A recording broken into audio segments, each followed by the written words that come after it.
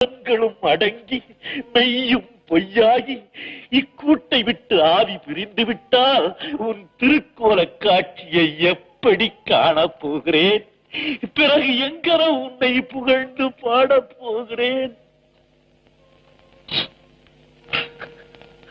நாதனே, நடக்க முடியாத நிலையில் இருக்கும் இந்த பாவிக்கு ஒரு நல்வழி காட்டு, நல்வழி காட்டு.